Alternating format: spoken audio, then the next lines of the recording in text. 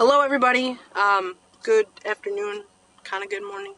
I wanted to hop on here just to kind of talk for a little bit. I promised some people that I was going to start kind of sharing some information, and don't worry, I'm not driving, I just parked. But I have been able to have some really genuine, cool conversations with some people over the last week. I've had a lot of people kind of reach out, and I really appreciate that. And through this time, I've been able to kind of talk to them and digest information and see, social media comments, things like that, of like where people are and what people are thinking, and just kind of the general climate of my close friends and then like people that I've even grown up with. But through that conversation, those people reaching out, it has really helped me actually kind of digest my thoughts and how I feel about certain things, because I guess before this time I never really took the time to really think about it, but it's been kind of cool. So I don't know how long this video is going to be, but I do want to go through this, and I think that if you bear with me, it'll be very helpful to a lot of people at the end. But I really want to hit three main topics. The first one I want to start with is just the rioting and the looting and my take and my perspective on it. And I've found that the way my brain works is if I can take a very complex situation and try to put a very easy to think about analogy to it, it really kind of helps me process and understand things. So I want to preference that when I say this, like, I don't want it to be like, oh, this is what you mean, but I'm just going to talk. So I look at the fires and the rioting and the looting and things like that as a very, I don't want to say calculated, but a tantrum. And I don't want people to be like, what do you mean a tantrum? That's not what I mean. What I mean is, for the sake of the analogy, I look at it as a tantrum. And when I think about it in the simplest form. I think about it as though I was a child, right? And I think about what I used to do, or what I see children do when they're trying to get the attention of a parent, a mom. I'll use a mom in this particular situation. Is it typically starts off pretty calm, right? There's kind of that joke of like the mom, mommy, right? And that's kind of how it is. And I think of that as people of color in general, or people who are trying to point attention at injustice in general, are doing that and have been doing that for many, many, many years before any of this has ever even happened. Where people are going, mom, mommy. And then I think of like, what is the next natural progression for a child? They get a little bit upset. They start to get frustrated, right? They kind of start to get a little angry. They get annoyed. And that mom gets more passionate and has more behind it. And we've all been guilty of it, where like we still don't look. We're just like, yep, okay, I hear you. You don't really hear. You don't really see. And then ultimately, what's the final step? The tantrum, right? That child, yourself included, your children, if you have them, there's the toy, there's the floor, boom. That's what's going to happen. And that, to me, is the simplest way that I can think about it. There's been too long the mom, mommy, the anger, the frustration, the I'm not being heard, I'm not being recognized, I'm not being seen. And unfortunately, we live in a day and age in a society where the easiest way to get the attention, the right attention, is through anger, frustration, and ultimately the tantrum, right? So that's kind of how I've wrapped my head around it. Now, a lot of people ask me, like, would you do that? Are you kind of that person? No, I'm not. I'm not one to loot, riot, or do things like that. But that doesn't mean that the people down there were the ones to do that, right? There's a select few people, and that's their God-given right to articulate and express themselves in the way that they feel that they need to. And I think that we have to recognize that as human beings, that we can't be upset with other people for them feeling as though that's the only outlet that they have. So that's kind of how I processed that portion of it. The second piece of information, and I had a really good conversation about this a couple of days ago, was the idea of good cops versus bad cops. Truthfully, I hate that is even a terminology. I hate that we even have that as a classification, that there are good cops and bad cops. And I think that what people need to understand is that cops are people, right? They're human beings, they're people. And there are good people and there are bad people, right? And so the fact that we've, even as a society, we have let each other down. Black, white, doesn't matter, color, no color, we have let each other down, that we are at a place where it is acceptable for someone to go, oh, well, he's a good cop. Oh, she's a good cop. She's not one of the bad ones. That is unacceptable. And the reason I say that is because there's no such thing as a good doctor or a bad doctor, or a good nurse or a bad nurse, or a good dentist or a bad dentist. When we use those terms, we use them in the sense of the job, right? Hey, when I went to the doctor, I didn't really have a good doctor. I'm going to get a second opinion. That was a bad doctor. He's killed like 3 people. What? No, we don't do that. That's not how we operate. So what we have to remember is that when we say good cop versus bad cop, that is a failure of our system. There are good people and there are bad people in the world, right? I don't leave my neighbor over here and go, oh, that person is just a bad person. Like, she's like hurt and abused and beat and killed like a couple people. She's kind of a bad person. No, there's actions, there's protocols, there's things in place to either prevent bad people from doing bad things, or if we can't prevent them, we have something in place to essentially punish that bad person for doing that bad thing. And that should be no different. And that is what I mean by we've let each other down, in the sense that we go, oh, well, that's a good one and that's a bad one. I shouldn't ever, if you took an oath to protect and serve, and you don't protect and serve, you should be served. Because that applies to any other person in society. I don't get up every day and go, do I want to be good or bad today? Right? And then if I'm bad today, I don't get to go back home and lay down and pass out and go to sleep and wake up and be bad tomorrow. Right? Now, you can get into the moral gray of like, well, sometimes good people do bad things. Absolutely. But you can get into that moral gray on anything.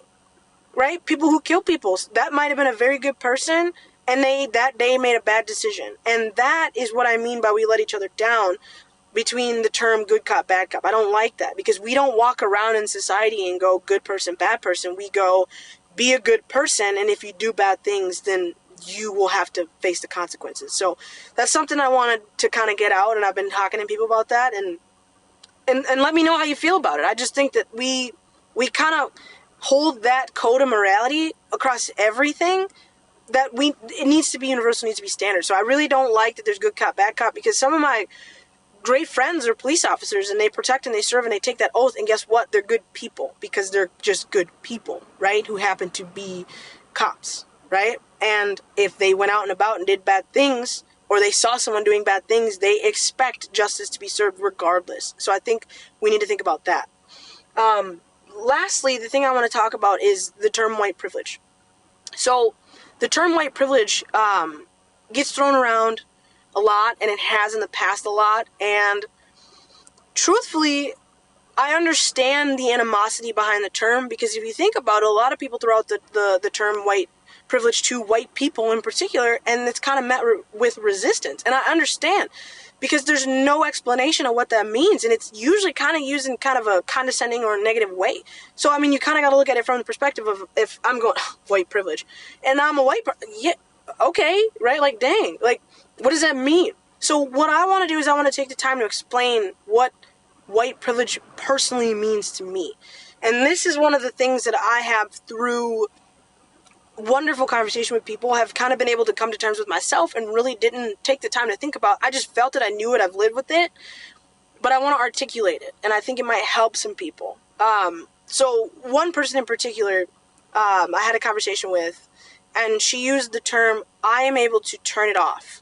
And when she said that to me, it really clicked, and I went, okay. And it kind of started to make sense for myself, so that I could start to make it make sense for her and for other people that I've talked to. So white privilege is a term among the many, many meanings. And really, to kind of back up for a second, that will mean something different to different people. And it will mean something different in different situations.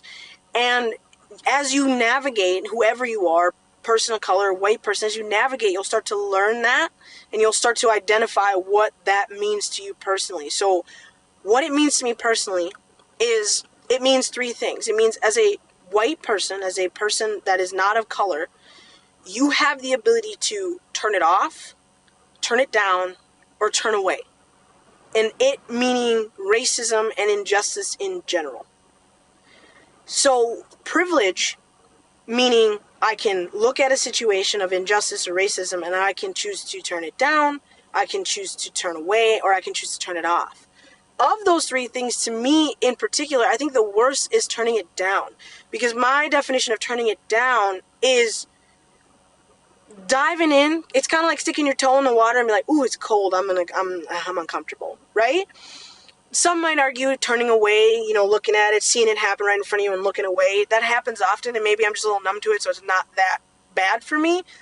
But for the ones that are, well, yeah, right now, this is bad, and then later on or in the day or however they kind of slowly kind of creep into the background, that to me is almost worse.